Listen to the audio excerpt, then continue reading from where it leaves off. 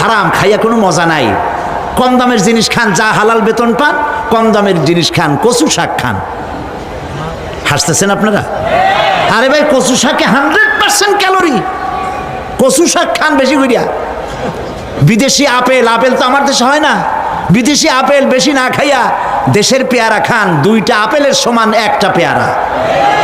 Coke 7 up ইহুদিদের পণ্য না খাইয়া 1টা ডাব খান।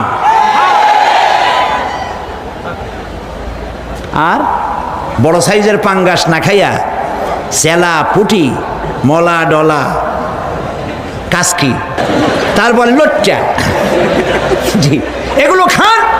কি হবে? এগুলোর মধ্যে রয়েছে ফসফরাস। খাইলে পরে চোখের দৃষ্টি বাড়তে থাকবে, হার্ট অ্যাটাক করবে না, স্বাস্থ্য ভালো হবে। স্বাস্থ্য ভালো হওয়ার অর্থ পেটটা বিশাল আকারে হওয়া না, পেটটা ছোট হওয়া, সিনাটা চওড়া হওয়া, এইটার নাম স্বাস্থ্য ভালো।